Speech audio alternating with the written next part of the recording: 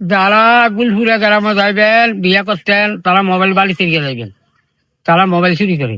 ভাই আপনার শ্বশুর বাড়ি নিয়ে আপনার অভিযোগটা কি একটু বলেন তো? আমার শ্বশুর বাড়ির অভিযোগ কি ভাই, আমি গেছিলাম শাস্তি থানা। আচ্ছা। যাওয়ানোর পরে আমাদের একটা রুগী আছিল, ওখানে গেছি দোকানে 8টা বাজে নাস্তা করতাম কালী মেয়ের দোকানে। তো ওই দোকানে গেছি, এই সাথে দিয়ে একটা মানুষ বসে উনিরা মোবাইলটা নিয়ে গেছে আমার। ওই গ্রামের মধ্যে উনিরা জামাই টামাই কিছু মানে না।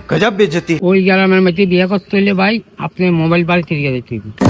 এই ছাড়া ওই গ্রামে যাইয়া আপনার ব্যক্তি হয়ে আসবে। এই গ্রামের মানুষ খুব বেতিসা মানুষ, মানে তারা জামাইও তারা বাসে না, জামাই মানে না তারা, জামাই জিনিস চুরি করে, শ্বশুর কিছু মানে না তারা। আচ্ছা, শ্বশুর বাড়ি কোন জায়গায় আপনার? আমার শ্বশুর বাড়ি হলো শাস্তি থানা গুলপুরা গ্রাম। কালু মিয়ার দোকানে আমার মোবাইল নিয়ে গেছে। আচ্ছা, কালু মিয়ার দোকানে। গাইস, এই যে দেখেন একজন জামাইয়ের কথা আমরা শুনলাম। যদিও শ্বশুর বাড়ির জামাই কিন্তু কখনো বুড়া হয় না, যতই বয়স হোক জামাই কিন্তু নতুন জামাইয়ের মতোই আপ্যায়ন থাকে।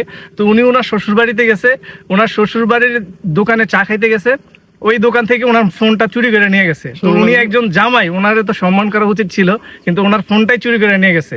তো আপনারা সবাই গুলপুর গ্রামে যারাই বিয়ে করতে যাবেন আগে একটু সাবধানে হয়ে যাবেন, কারণ ওই গ্রামে বাড়িতে যাবেন। হ্যাঁ,